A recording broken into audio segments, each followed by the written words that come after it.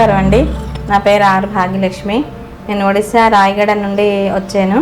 ఇది ఇక్కడ నాకు 2023 నుండి మోకాలు నొప్పులు, కీళ్ళవాతం, మరి చేతి వేళ్ళు ఇవంతా నొప్పులు ఉండేవి.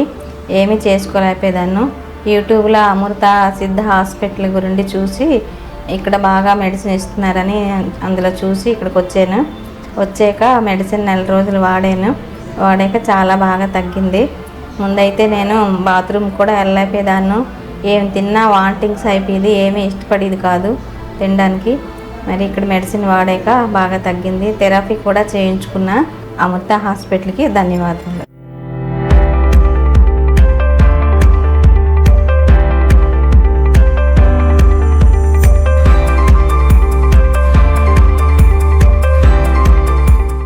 రేలంగి గారు సినిమాల్లోకి ఎలా వచ్చారు, ఏ సినిమాల్లో ఎలా నటించారు, ఏ సినిమాలు ఆయన తలరాతను మార్చాయి, ఏ సినిమాలు ఆయన వల్లే ఆడాయి అన్న విషయాలన్నింటినీ ఇప్పటికే మీరు చాలా చోట్ల వినే ఉంటారు.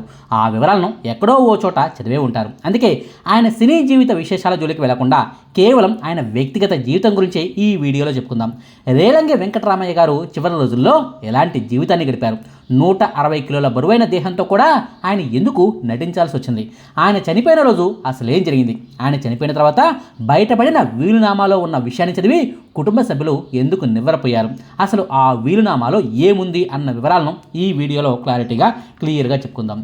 1919 సంవత్సరం ఆగస్టు నెల 9వ తారీఖున పశ్చిమ గోదావరి జిల్లా తాడేపల్లిగూడెం మండలంలోని రావులపాడు గ్రామంలో జన్మించిన రేలంగి వెంకటరామయ్య గారు ఎన్నో కష్టాలు పడి మరెన్నో అగచాట్లు పడి సినీ ఇండస్ట్రీలోకి అడుగుపెట్టారు. ఆ తర్వాత రోజుల్లో సినీ కళామతల్లి ఆశీస్సులతో తెలుగు సినీ ప్రియుల మనసును దోచుకున్నారు. తన సినీ కెరీర్లో ఒకే ఒక్క సినిమాకు ఆయన నిర్మాతగా వ్యవహరించారు.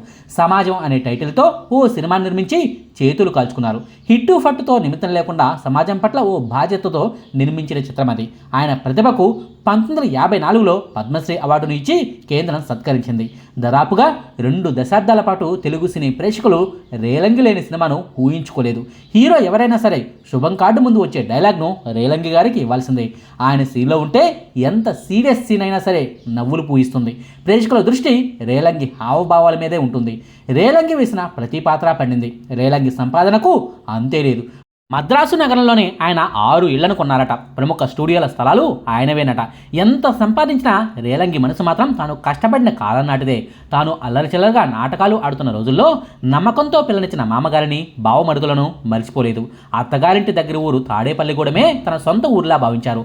బాగా డబ్బు సంపాదించిన రోజుల్లో మద్రాసు పాండి బజార్లో ఓ థియేటర్ను కడదామనుకున్నారాయన. కానీ బంధువులంతా తాడేపల్లిగూడెంలో ఉండటంతో మన పేరు తెలిసిన చోట కడితే మనల్ని 10 కాలాల పాటు గుర్తు చేసుకుంటారన్న అభిప్రాయంతో తాడేపల్లిగూడెంలోనే 1962లో రేలంగి చిత్రమందిర్ను కట్టారు.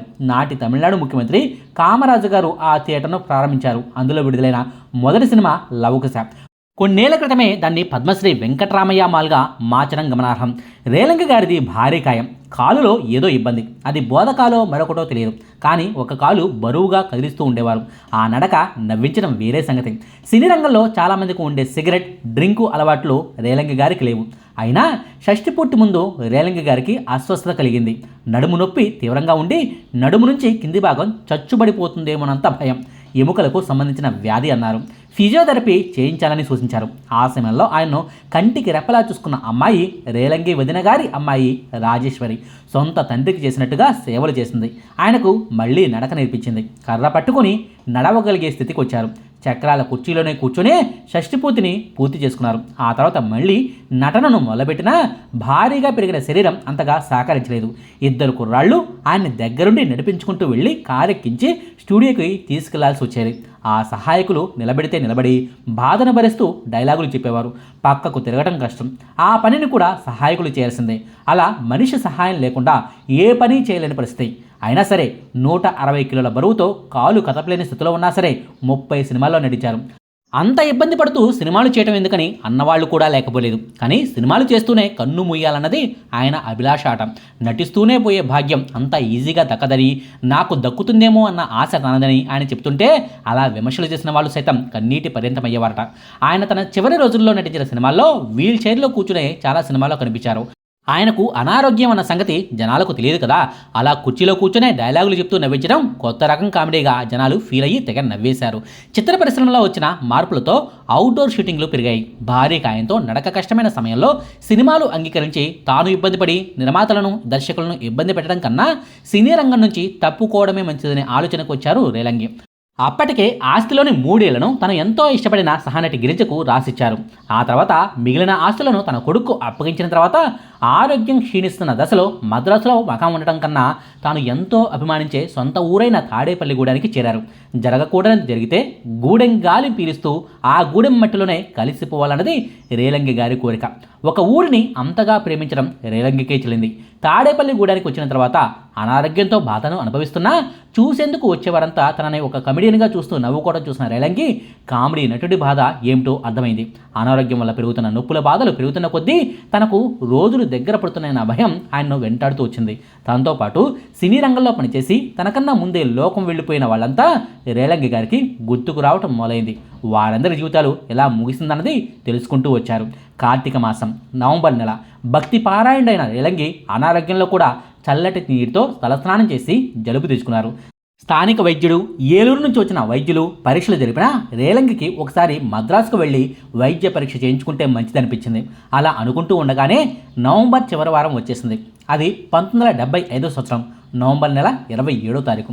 ఆయనకు అప్పటికే సరిగ్గా 65 ఏళ్ల వయసు. ఉదయం లేస్తూనే నీరసం అనిపించింది.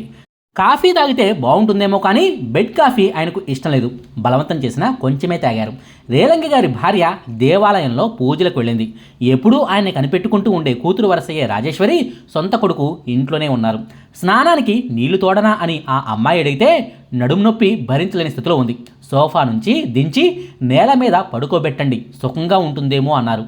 అతి కష్టం మీద రేలంగి గారి భార్య కాయాన్ని కిందకు చేర్చగలిగారు. రేలంగి గారి చూపులు కిటికీ వైపే ఉన్నాయి. కిటికీలో నుంచి దేన్ని వెతుకుతున్నారో తెలియదు. ఎదురుగా దేవదూతులు కనిపించారేమో తెలియదు.